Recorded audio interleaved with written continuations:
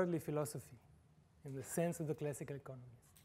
Well, I'm sure that the worldly philosophy is not dead, and I'm sure the next generation book about the worldly philosopher will not stop with Schumpeter, but will have a few more names, just a few more names, but Daron will be one of them. Thank you.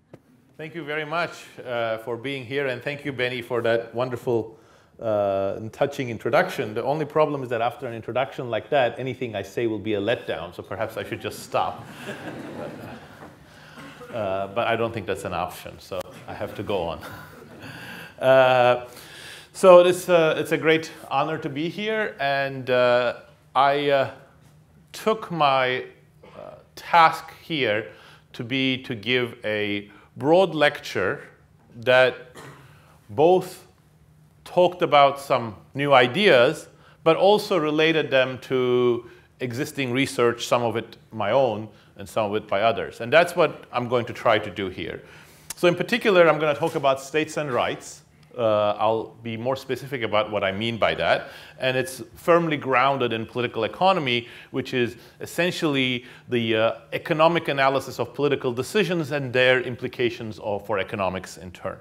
This is large parts of this lecture draw on joint works that I have done with James Robinson, and I'll talk about that in a second. And this picture, many of you may have seen it in different contexts. It comes from work by the Dutch economic historian Angus Maddison. And it sort of shows something that many people know, but it never ceases to amaze me how striking this pattern is that when you look at the world economy's evolution over the last several hundred years, you see this huge divergence in incomes per capita. And in particular, Western offshoots, United States, Canada, New Zealand, Australia, Western Europe, growing very rapidly from 1800 onwards, and many other countries in many different parts of the world not doing so, or not doing so until later. So as a result, a huge gap opens up. So for instance, if you look back 500 years ago, there might be a small gap between Western Europe and Asia on average. Even that is debated. Some economic historians say Madison is exaggerating. There weren't really any gaps to speak of. But there is no doubt that by the time you come to the middle of the 20th century, there is a huge prosperity gap between, say, the United States and Latin America, or Western Europe and Asia. So what explains these? A lot of economic research and economic development, economic growth, but also in other disciplines and subdisciplines of economics are motivated in trying to conceptualize these questions. So this was also the motivation that James and I had in writing Why Nations Fail, which Benny was kind enough to show. And I'm also touched by the fact that I learned this a couple of months ago, that actually the German edition of Why Nations Fail is the most, after the English one, is the most sold one. So it's Germany apparently is a great place for books like this. So the way that we sort of thought about this is think of a sort of a typology, sort of the ideal types around what we called extractive economic institutions and inclusive economic institutions. And loosely speaking, and I don't want to go into too much detail here because this is just by way of background, this is not what I'm going to talk about today, but I'm going to draw on some of these ideas in what I'm going to talk about. By extractive economic institutions, we mean essentially an economic system in which there isn't very secure property rights, there isn't very secure environment for doing business. There are a lot of arrangements, regulations, entry barriers that create advantages for some people and disadvantages for some others. And in general, there's an environment which we sort of call the non-level playing field, which creates strong advantages for some people. For example, an education system that looks after the interests of a small fraction of the society at the expense of the rest, so that a large part of the population cannot enter into the more well-compensated occupations and so on and so forth. And often but not always, these extractive economic institutions look after the interests of some politically powerful group, which, for lack of a better word, I'm going to call the elite. At the other end of the scale, of course, reality is somewhere in the gray areas, but these are useful for thinking about concrete things.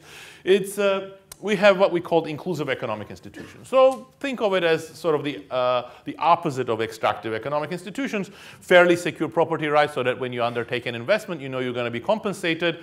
There is free entry into occupations or into businesses. There is an underlying environment with education systems, safety net, public services, the right type of regulation so that people can undertake various different types of economic activities without being disadvantaged unduly by their background or by their socioeconomic status and so on and so forth. So, and then the main idea of the book that sort of was the starting point of the book in some sense is that, not the main idea, but the starting point of the book is that inclusive economic institutions are causally related to this pattern that I showed you. So in particular, if you want to understand sustained economic growth that goes on for at a fairly regular high rate for 200 years, you really need to think about inclusive economic institutions, because it is the inclusive economic institutions that generate incentives for innovation, productivity improvements, and all sorts of things that at the end are very much the foundations of these sustained economic growth.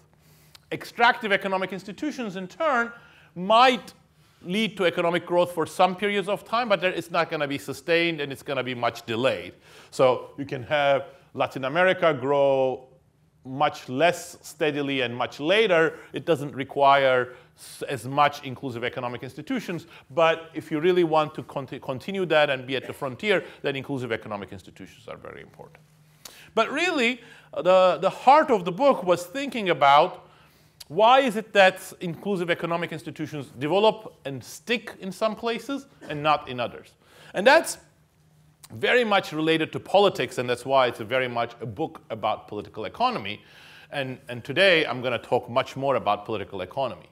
And in particular, to think about that in the simplest possible way, let's think of a quintessential example of extractive economic institutions. For example, Barbados in the 17th century, a society where 80% of the population were slaves and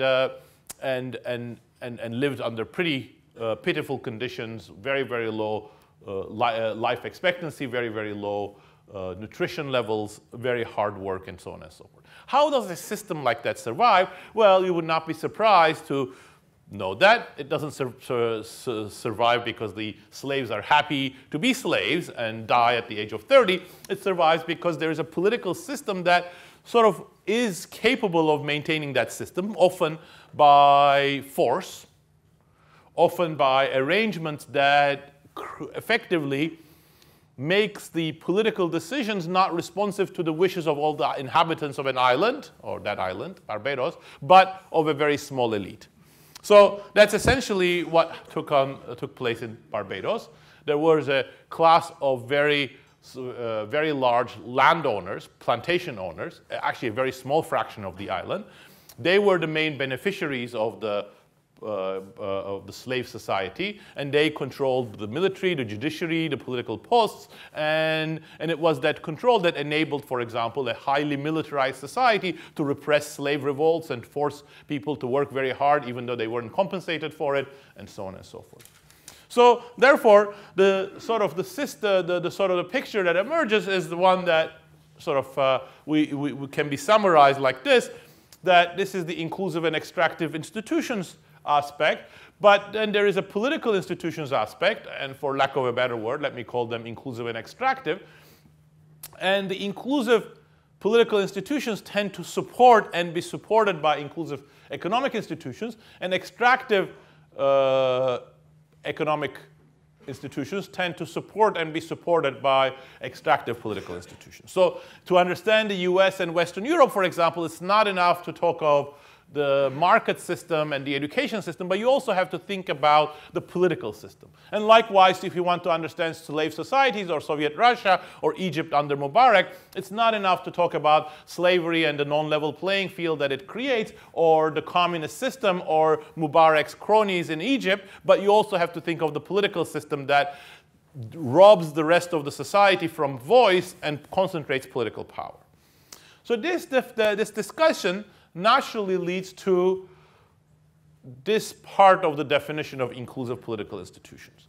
So for lack of a better term, let me use the word pluralism as representing a broad distribution of political power in society associated with the appropriate checks and balances that come from the judiciary, from the parliamentary system, from the media, and from civil society that makes sure that political power cannot be hijacked and monopolized by one group at the expense of the other.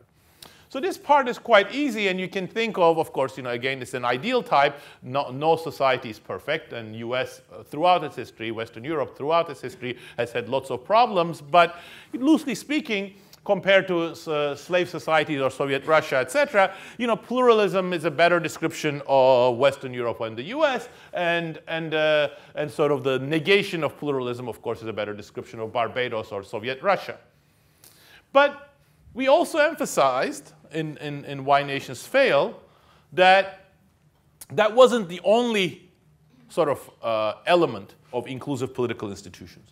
You also need another element, which we called political centralization, essentially a sort of a combination of the Weberian monopoly of legitimate violence, so that there is some well-defined state, and that's important for imposing some law and order, enforcing property rights, and also enable the state to play the other roles that I've already implicitly associated with an inclusive economic system, such as the right type of regulation of economic activity, taxes, provision of public goods, education, and so on and so forth.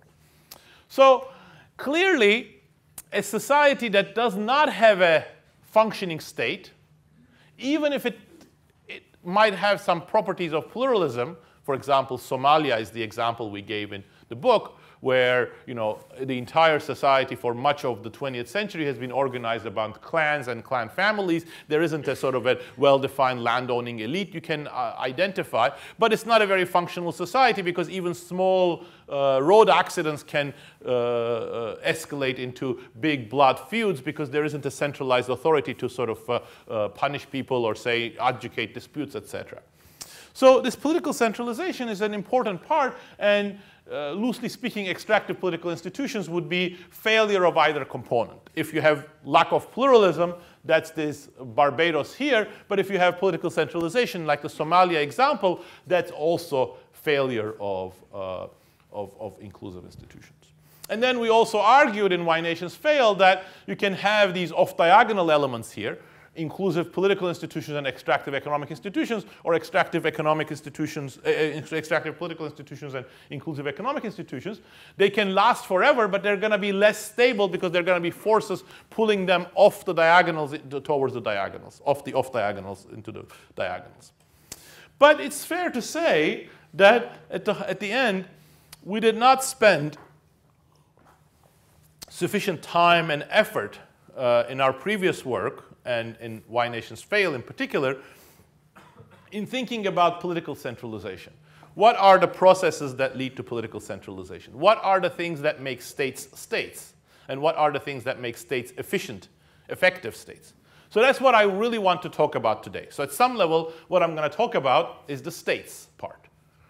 But I will also try to argue that it's not enough to talk about states, but as soon as you talk about states, to have a holistic perspective on it, you really have to talk about rights. So that's where we're sort of going to go. But before I go there, let me sort of give you a little bit of the argument of the Why Nations Fail, and also use that opportunity to link the ideas of Why Nations Fail to Schumpeter, a alumnus, or not alumnus, but a former member of the Bonn faculty. So essentially, why is it that, as I already said, growth is much more likely, especially sustained economic growth, is much more likely under inclusive economic and political institutions?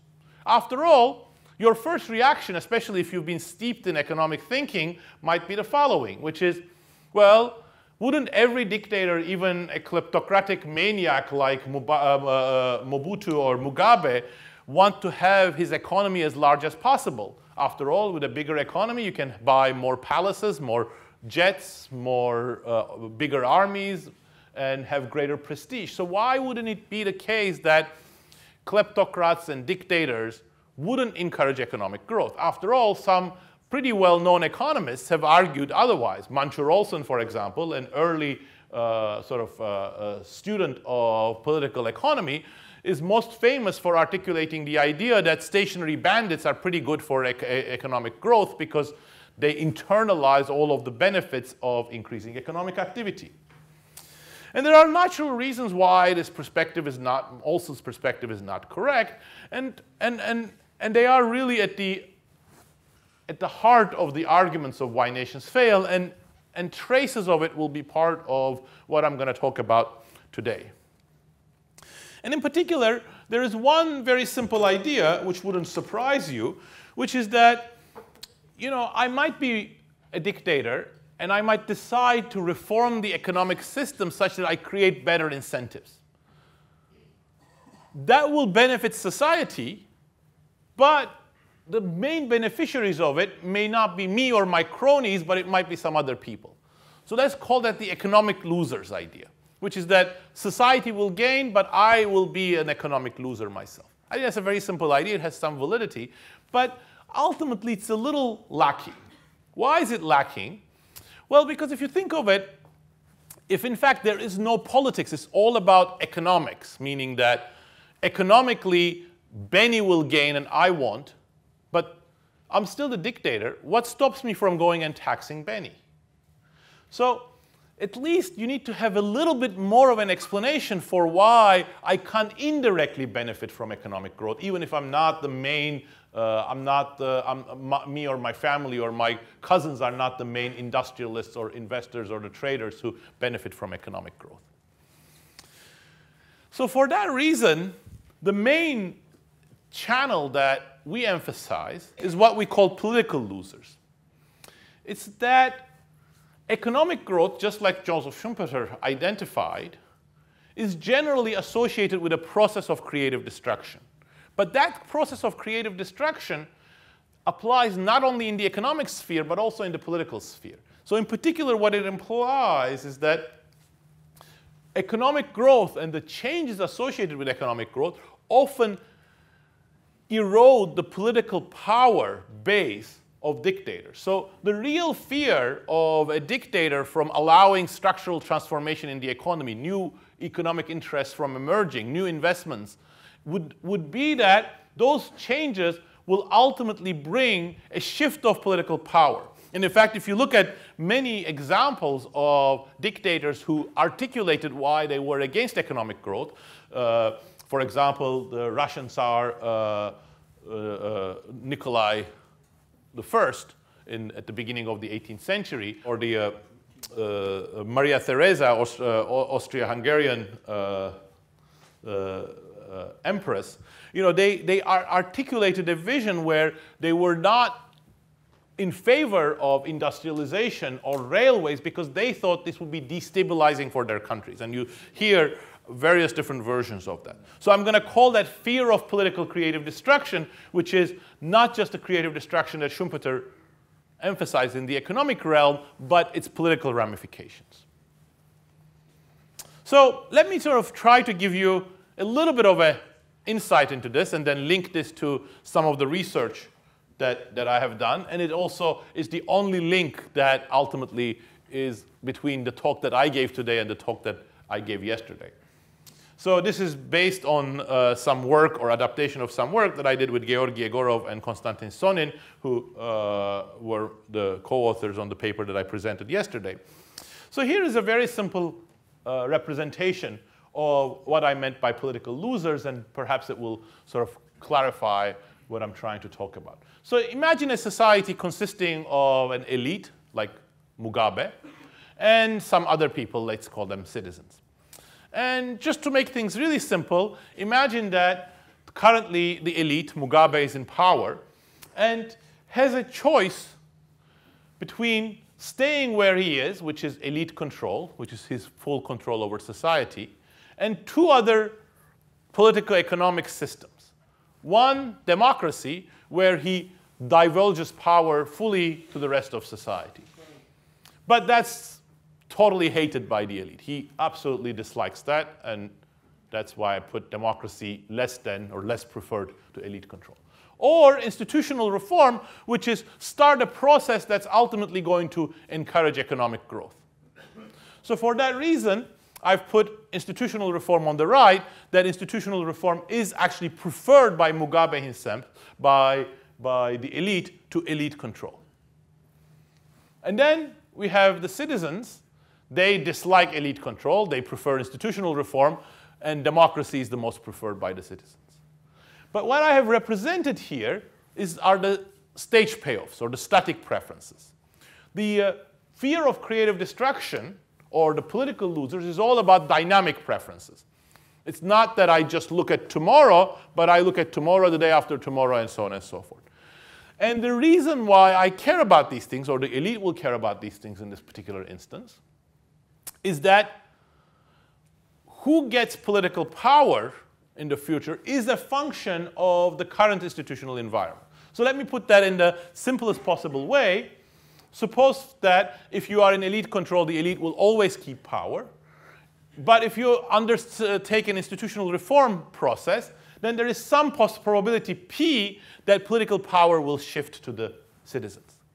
And once they have political power, then if they choose to, they could switch society to democracy during that period of their political power. And once it is in democracy, now they are the king, and there will be no possibility of Mugabe coming back to power again. Again, very simple story. Now let's think about how this world will go out. If the citizens ever find themselves in a state of political power under institutional reform, what they should do is a no-brainer. If they stay in institutional reform and don't do nothing else, power may shift back to Mugabe. But if they undertake another further reform and democratize society further, A, they get something that they prefer statically, and B, they get something in which they're going to keep on power forever. So once the citizens get power in an instant, they will immediately engineer a transition to democracy. But now let's look at the elite's choice. The elite can say, well, let's stay in the elite control. That will give them a certain payoff. Or they can start an institutional reform process. An institutional reform process is good for them in the short run. This might generate this process of economic growth that every dictator should like. But it comes with this possibility that they might lose political power, the political loser effect. Now, it turns out, as you can see from these payoffs, that if you actually discount the future very little, so if you are very forward-looking, what will happen? Well, even for reasonably small values of P, you know that at some point you're going to lose political power if you do institutional reform. Therefore, ultimately, you're going to go to democracy and stay there forever under very high discount factors. Staying there forever is really terribly bad. So therefore, as the elite, you're going to stay in elite control. So this is the political losers effect. And this simple example also illustrates another thing. As soon as you have the political losers effect, you have a very natural reason why even Pareto dominating changes will not take place. It might well be that if somehow we went to institutional reform and had growth, Mugabe himself would benefit also. But because institutional reform is preferred to elite control by Mugabe, is preferred to elite control by the citizens. But it's not the relevant equilibrium comparison because you can't go to institutional reform and stay there. Once you go to institutional reform, the political losers effect kicks in and the process of losing political power starts.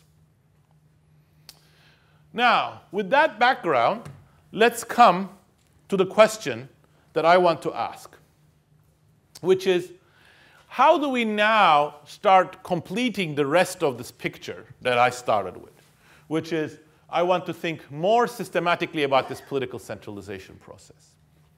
For example, a basic question. Is this process of political centralization, or sometimes what people call state building,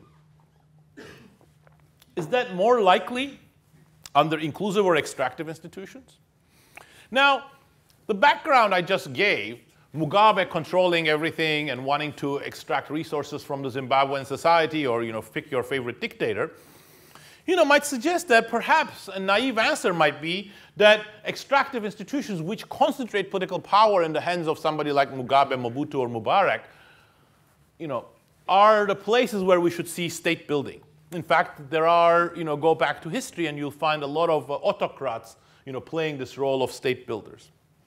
But actually, and this is now coming to the topic of today's lecture proper, the actuality, the reality is more nuanced. So here is some very simple data from today. This is the relationship between GDP per capita and tax revenues.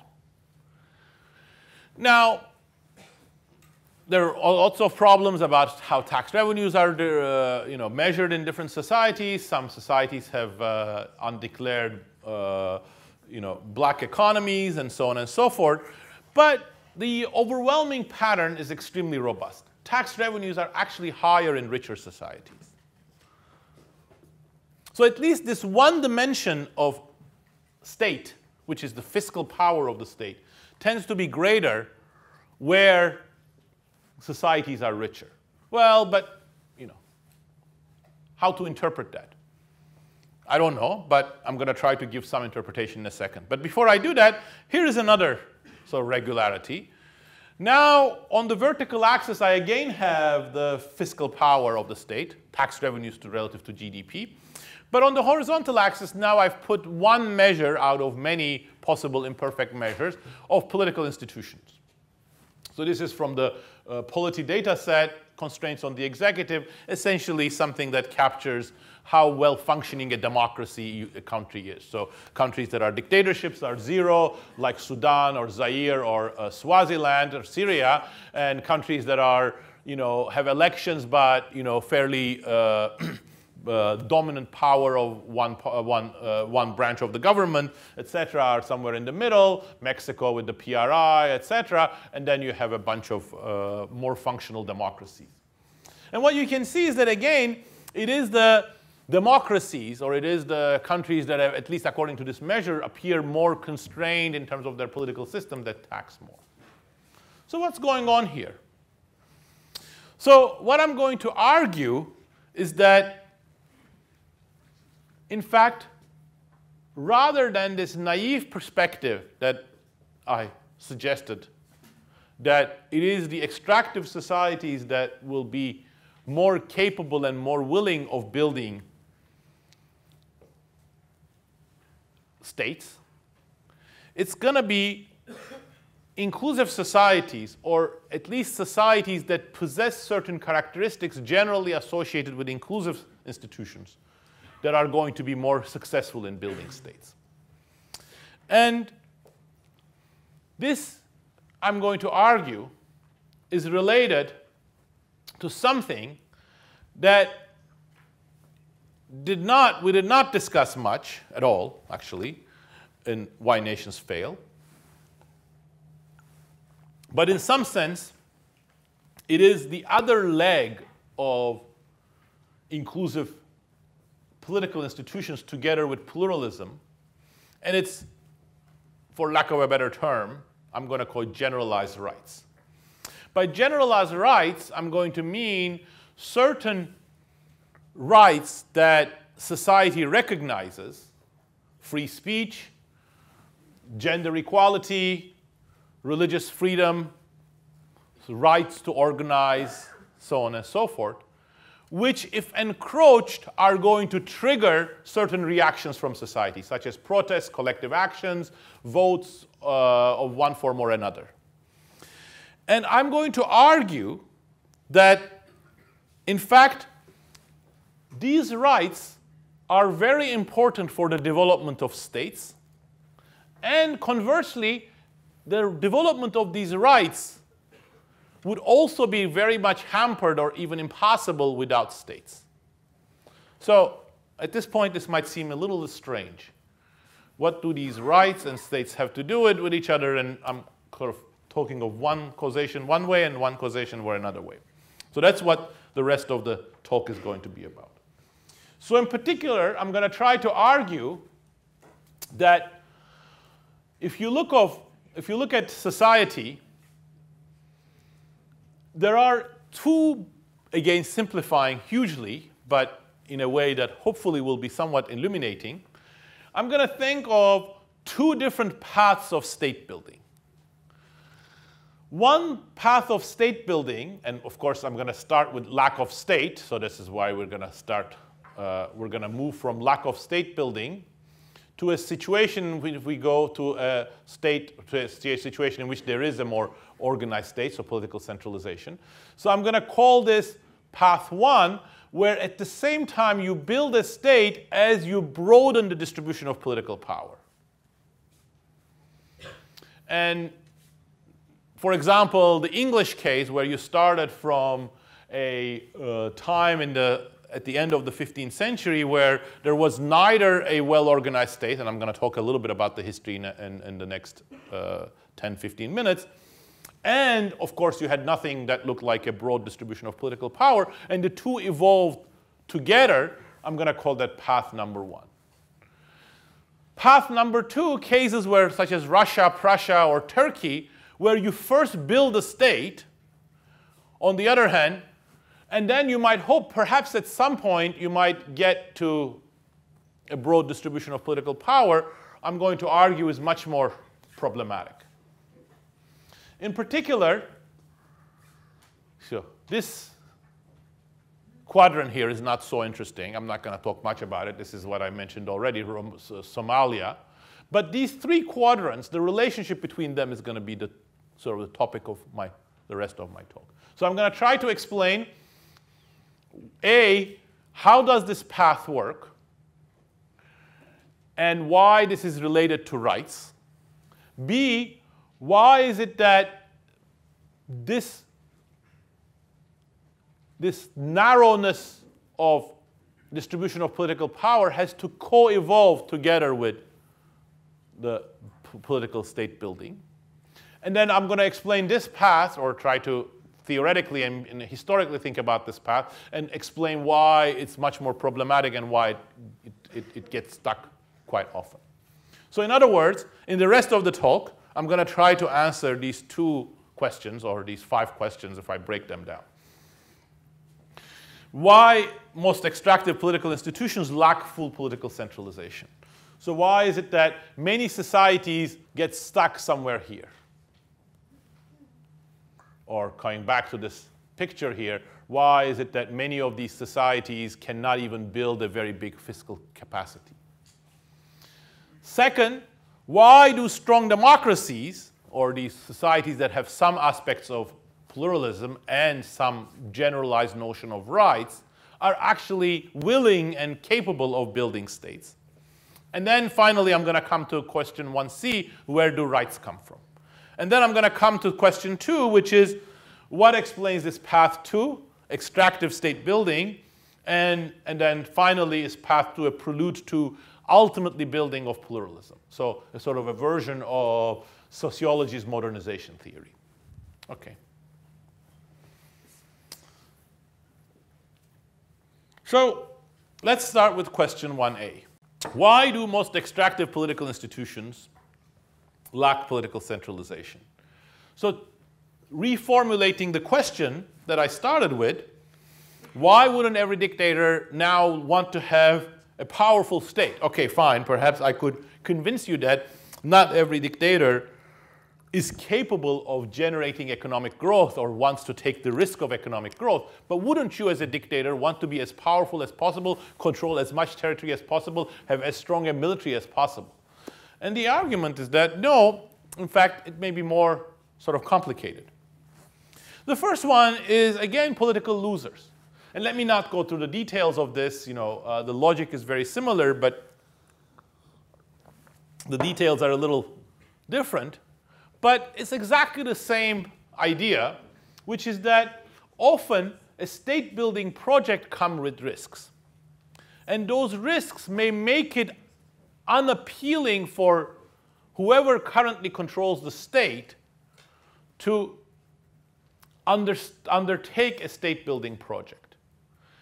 And what I mean by that is perhaps best understood by the English history, or this is a very, very bastardized version of English history, but at least it helped me sort of give you a little bit of clues about what I was talking about with path 1 and also explain this. So if you look at the 15th century, you have a society that is obviously very elitist. The vast majority of the population doesn't have any rights, doesn't have any access to economic resources. It's still a largely rural, almost feudal society, although some of the vestiges of feudalism have disappeared. But it's not a very centralized society either.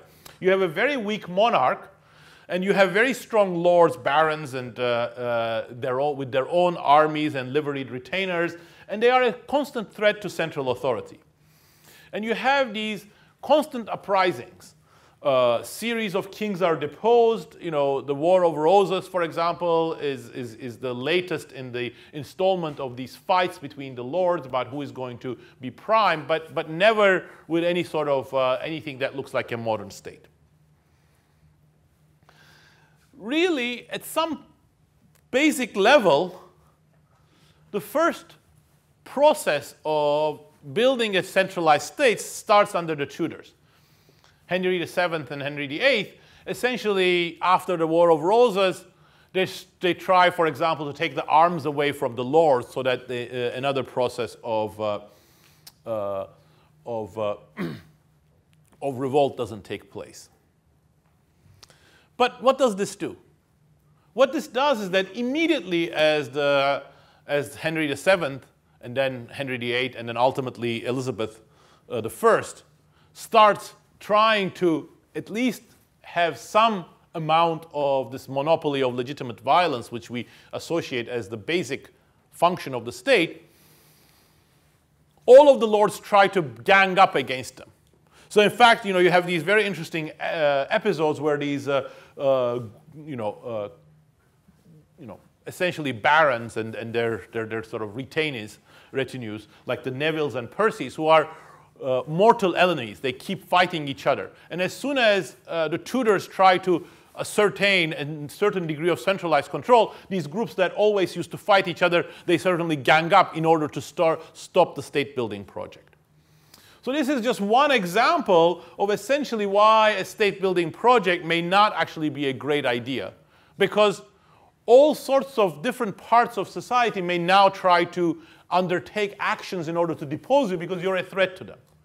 So a weak state might be a persistent event or persistent political outcome because departing from it comes with all sorts of political risks.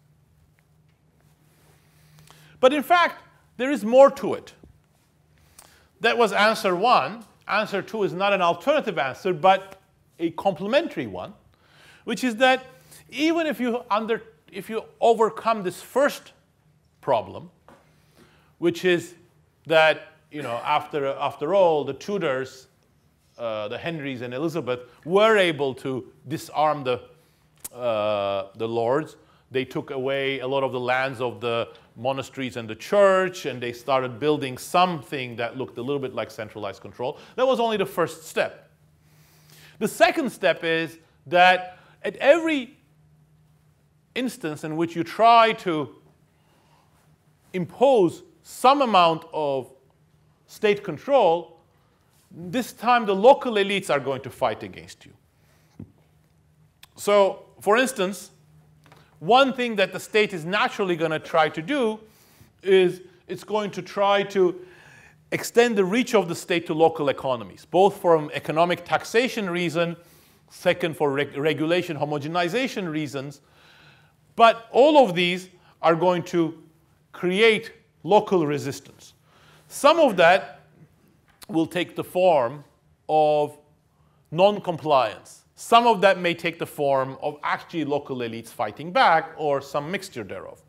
And I think the best example of this is actually not from England, but from the United States. And it's the quote-unquote Southern equilibrium in the United States after the Civil War. And as everybody knows, the Civil War ended up with the victory of the North, which at one fell swoop abolished slavery and enfranchised the blacks. Now, that should have been an entirely revolutionary change for the US South. But actually, you look at the US South 20 years after the end of the Civil War, and what you see is a society that looks not all that different from what it was before before the Civil War. You have slavery gone, but instead you have a low-wage, low-education black labor force working in plantations under some sort of repression, and they are not allowed by law to change employers. They are not allowed to move away from their locality to some other locality. They can be arrested under the anti-vagrancy laws, because according to the laws in the US South that US local elites and local law enforcement passed at that point in time, it was a crime for a black worker to be without an employer, because then you were a vagrant. But what that meant is that if I left my current employer, Benny, and I went to work for Sir Stefan, who offered me a higher wage, and I had to travel from Benny to Stefan, but during that time I was a vagrant and the sheriff would come and arrest me.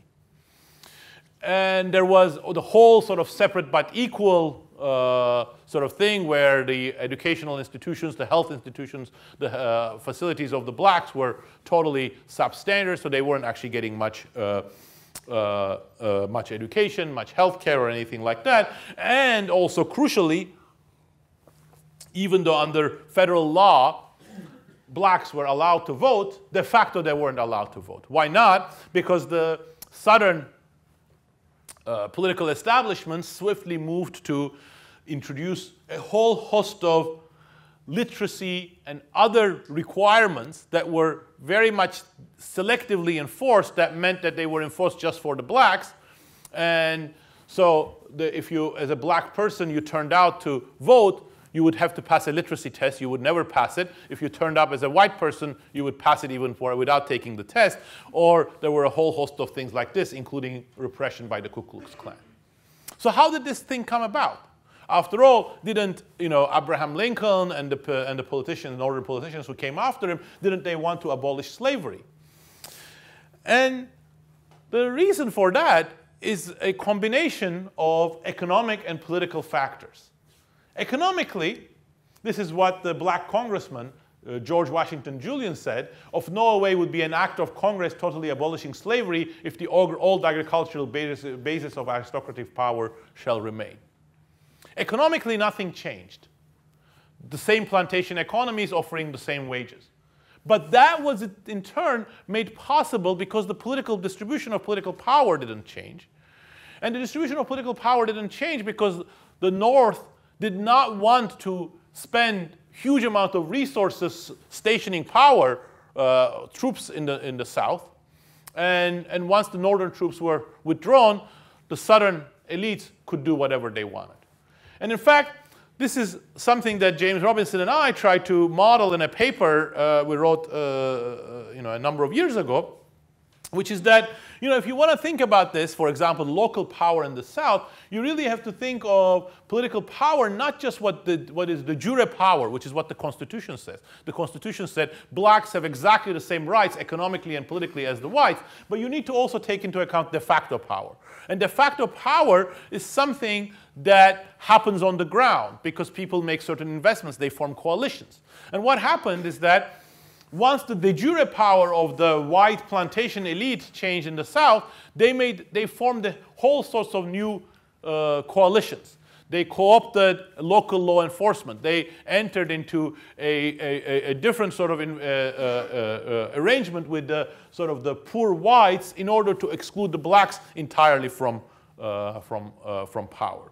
So in fact, here you see the second answer to the problem, which is that you're not going to be able to easily change what goes on in local communities because the local communities themselves are going to adjust their their equilibrium behavior. In fact, one of the sharpest results and of course it's a special result, but it illustrates, is that under certain conditions you have an invariance result that you can change de jure power and de facto power changes exactly to offset it, such that the equilibrium outcomes and the equilibrium political power doesn't change. And of course that's a special result, and I'm not going to get into the technical details of it here, but that sort of illustrates why this process of changing things in the local economy or local communities is often very difficult.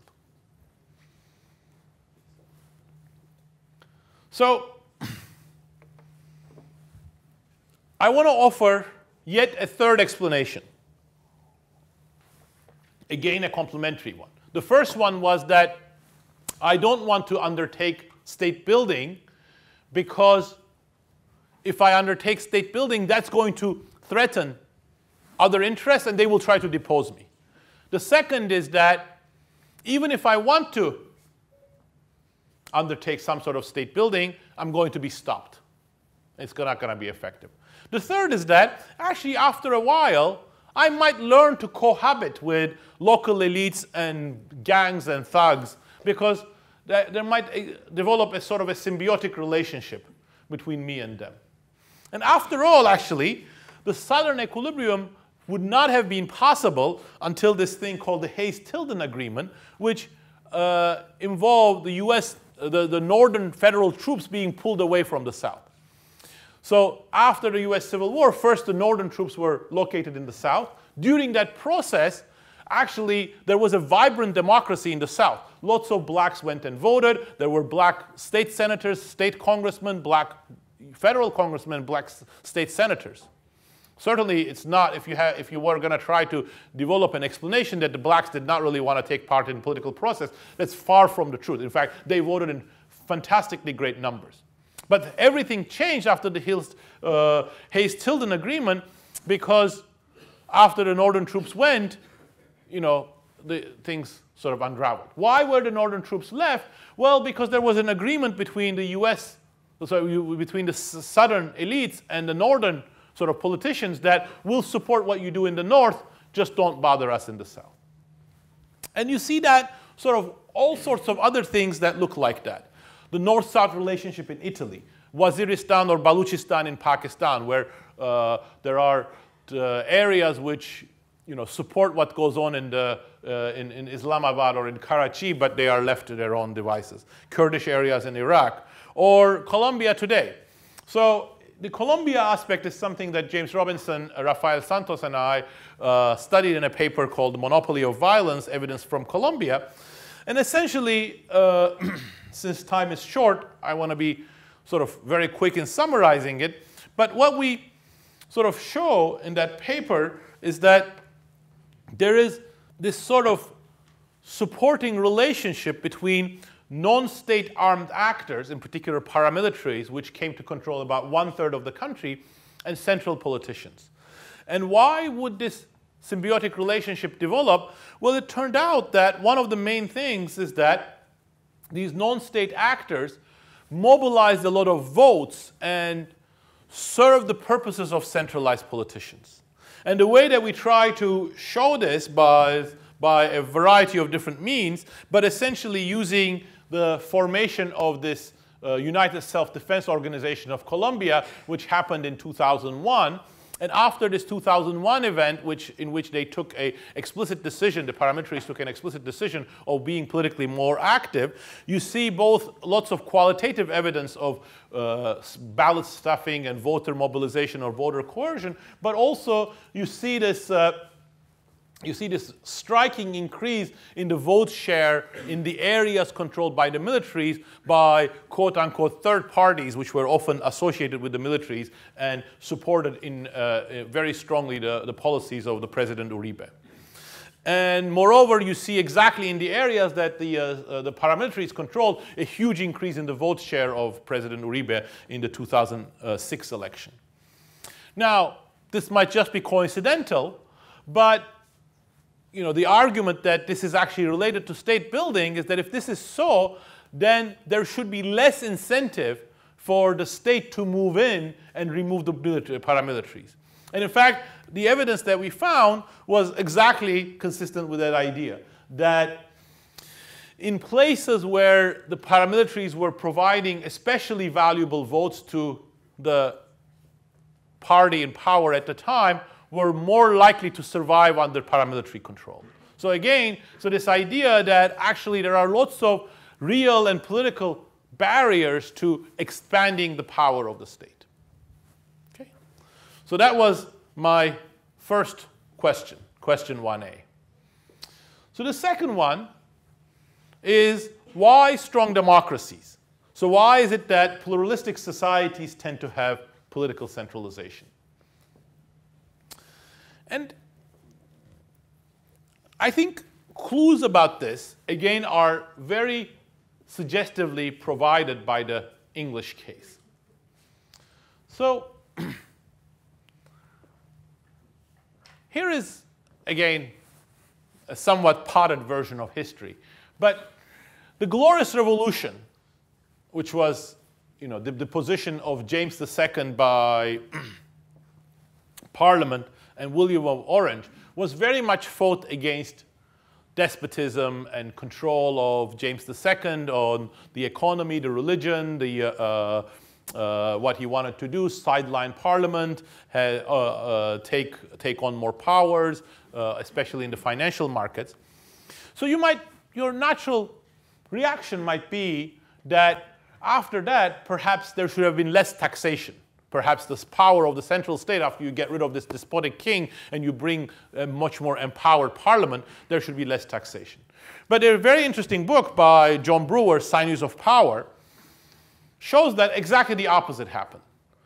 So at the time of the Glorious Revolution, the share of taxes in England was, if anything, even lower than France.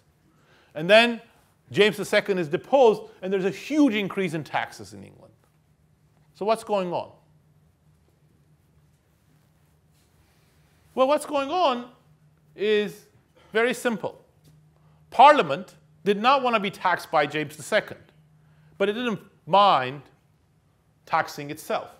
Or, in other words, saying it, the people who were going to pay the taxes, which were more the wealthy people in England at the time,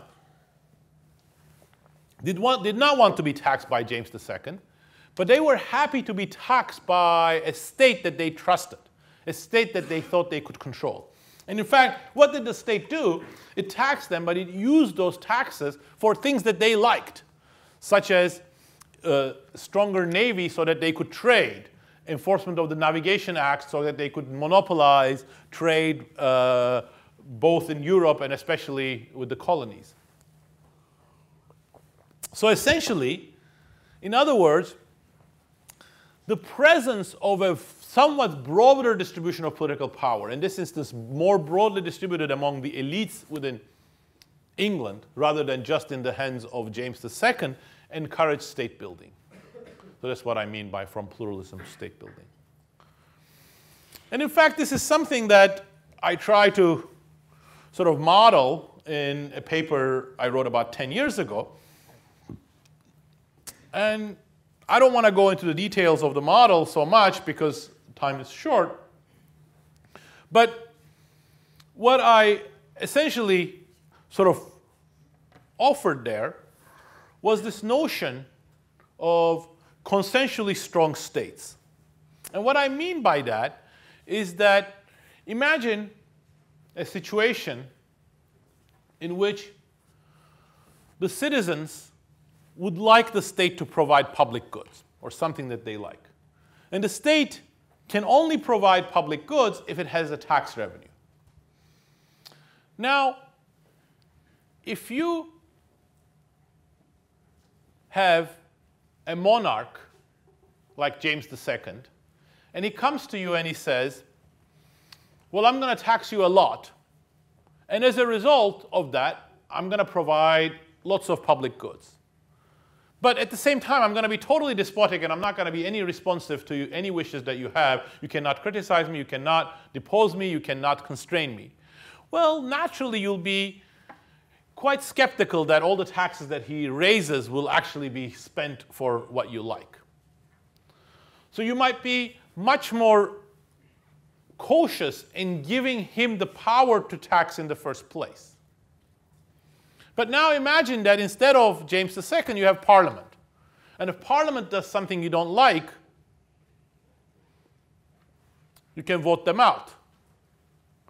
Then you may be much more willing to give them a long leash in terms of the taxes, because you have a continuation game, a trigger strategy, or whatever you want to call it, in which if they deviate from what they've promised, you can then tax them back. So this is perhaps one of the reasons why in Sweden people are willing to be content with the government raising 45% of the revenues, but in Turkey, if the government has 20% of the revenues in GDP, everybody's up in arms because they know that a lot of that is going to go to their cronies. So in other words, if you're going to have a consensually strong state, you need, as the first element, you need the ability to politically control the state. And if the political control of the state goes back to pluralism, as I've mentioned, you first need to have pluralism. And then pluralism through these consensually strong states is going to enable state building. But in fact, reality might be more general than that. As I said, it's not just pluralism, but you need a broader set of things to go on in order for this broad distribution of political power in society. And in particular, you need a strong and well-organized civil society. But if you have such a strong civil society, an overlapping set of rights that are particularly important for for collective action, for example, that might create room for more state building. So the idea is exactly the same as the one that I explained for consensually strong states. Imagine that the main thing that you're afraid isn't simply that the state is going to have raise these tax revenues and spend them on things that you don't like. But then once the state is there as a powerful organization, it will start taking lots of actions that start disempowering you. And in fact, one thing that the state might do is it might first reduce the political power of one group, then another group, then another region, then another region. So without any sort of defense against that, you might be particularly afraid of a strong state because it can peel off every layer. So what could a defense against that be? Well, a defense that any single group by itself might have would be insufficient. Because after all, if I have a state, I have the police force, I have the security forces, I have the military, I have the judiciary that I control. I go after a small group that's 2% of the population or the 3% of the population. How could they resist that? But if society somehow develops a collective civil society, collective action or civil society, such that there are certain rights, and those rights, whenever they are crossed, that's a red light, and it actually mobilizes several segments of society at the same time, then that becomes much more an effective threat. So if, for example, if tomorrow the German government took a decision that was against gays, if only gays protested against that, that wouldn't be very much. But the chances are that if in a society that has developed this notion of generalized rights, if there is discrimination against gays, not only just gays, but a broader cross-section of society would pour into the street and say, no, you cannot do that. But if that's the case, then that would prevent the state from doing that. But now, let's go one step back. If I know that through a social arrangement like this, I can stop the state from encroaching the power of various different groups, then I will be more relaxed in enabling the state to have greater power. If I couldn't stop the state, I don't want it to have any power whatsoever. I don't even want him to have any police force or any ability to keep track of records. But in many Western European societies, the state has an enormous amount of information about its each one of its citizens. It knows its income, its all demographics, it's all in huge databases. Most people are not worried about that because you think that the moment the state starts disabusing that by encroaching the rights of groups or individuals, there's going to be a backlash to it. But that realization then means that we can actually enable, empower the state to do more constructive things. So that's what I mean by from rights to states. Now we come to the final part of the first circle. But where do rights come from in the first place? Now, after all, we have a lot of information about societies all throughout history. And of course, in every society, there are things that you can recognize as some sort of rights. For example, in slave societies, it's not the case that slaves have no rights whatsoever. They have certain very social role-dependent rights. You cannot get a slave to work for 24 hours. If she gives birth, she gets a certain number of months timed for nursing. But these are extremely role-dependent. And role-dependent means that if you actually break your social role, then it's fair game. It's all defined within a specific social context. So this notion of generalized rights, such as free speech, freedom of belief, women's rights, gay rights, etc., it wouldn't really make sense to most people in stateless societies. But if the perspective that I've tried to start to articulate is correct, the political economy perspective, that rights are in part developed as a way of preventing the state centralized power from encroaching, then there is much less reason for this sort of generalized rights to emerge in the first place when you don't have a state. So through this mechanism, it might well be, and so far the things until now that I've said, they're based on some research and some empirical evidence or historical evidence in some cases. Here now we're getting much more speculative, but I think it's an interesting perspective, so I want to put it on the table, that perhaps it is the presence of centralized states that also starts the process of generalized rights being articulated.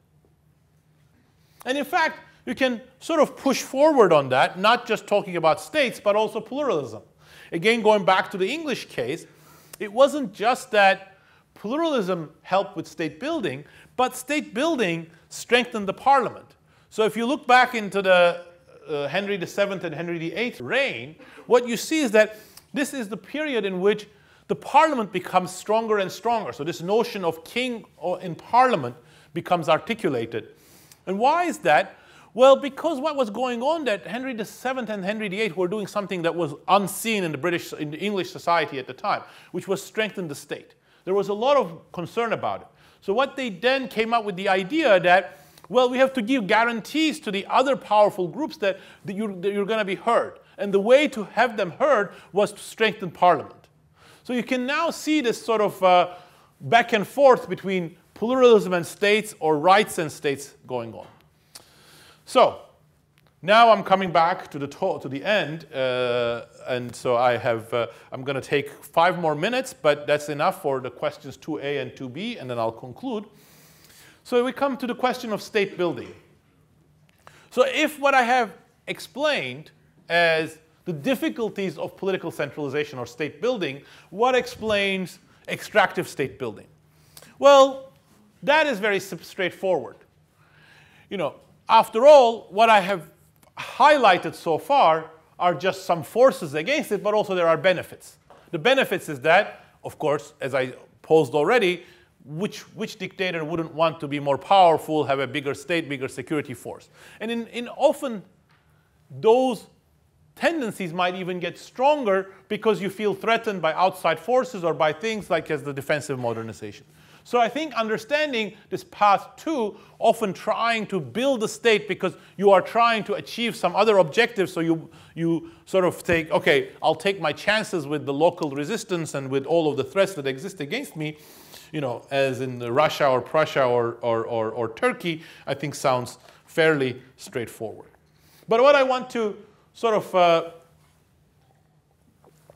spend 2 or 3 minutes is actually this path 2 here, where you go from a narrow distribution of political power without pluralism, without rights, to political state building. Is it a prelude to ultimately to a greater, broader distribution of political power, these rights emerging, etc.? And there is a view in political science that, or political sociology, that goes under the name of modernization theory, often associated with the American sociologist Martin Seymour Lipset, that there is a natural, almost automatic process where if you get an economy to grow, all sorts of good things, democracy, rights, civil liberties, all of them are going to arrive. And then you can say, well, you know, once we do this political centralization that's good for the economy, you move away from this total lack of law and order, total insecure property rights. Sure, it's not an inclusive society, but some groups are going to be able to have greater security. They can get contracts. They can have support of the state. And that's going to bring economic growth. Economic growth is going to then translate into further democracy. And you know, some people argue that cases like South Korea and Taiwan are examples of that. South Korea and Taiwan, both of them, of course, grew very rapidly, initially under dictatorships, and then sometimes in the late 1980s, early 1990s, became much more democratic. So is that the case? Is the modernization theory, and therefore the path 2 that I highlighted, is that a viable possibility? And the answer is generally no. And in particular, there are very good reasons for that. Theoretically, why would, once you strengthen the state and you build a state, but you are able to keep a narrow distribution of political power, why should you actually then say, now we undertake greater democracy, greater distribution of political rights, and so on and so forth? And in fact, if you look at many of these cases, like South Korea and Taiwan, there was nothing automatic in it. In both of these cases, democratization came not because the elites were willing to give it up, but because society mobilized and the elites were unable to resist, in some cases because of the sort of their specific relationships with the US, which decided not to support the dictatorship anymore, the military dictatorship, especially in South Korea. And after some initial period of crackdown and murders and so on, they gave up and they decided they could not maintain the dictatorship anymore. But going beyond 2 examples like South Korea and Taiwan, you can look at the cross-country data. And that's something that I've done with James Robinson, Simon Johnson, and Pierre Yared in a paper we wrote a number of years ago. And what we found is that there is no evidence that in places that grow faster, democracy or other things that you associate with democracy come up more often. If anything, in fact, it is economic crises that often destabilize dictatorships and led to their collapse, not rapid economic growth.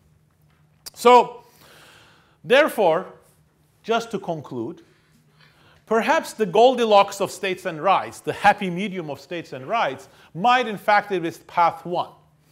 Path 1 is not an easy one to achieve because there is nothing in the natural political economy of things that says that things have to happen step by step. At every step, once the state becomes stronger, it might try to use that power in order to monopolize this thing or monopolize that thing. But it will also create defensive organization by groups outside the state in order to protect their rights or protect their spheres, protect their rents in some cases. But in some cases, that really translates into this path 1. And if this path 1 is in fact feasible, it is precisely through this channel where rights are important for states, but states are important for rights also. So that's the dynamics that, you know, states develop that encourages rights, as defensively, but once rights are there, that enables further development of the states. So that's what I call the joint development.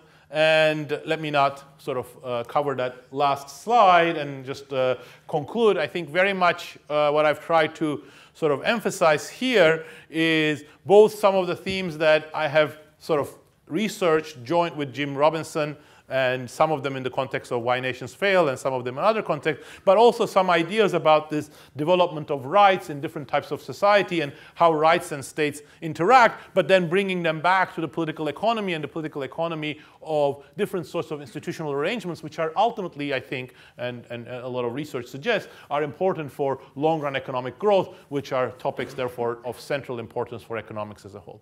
Thank you.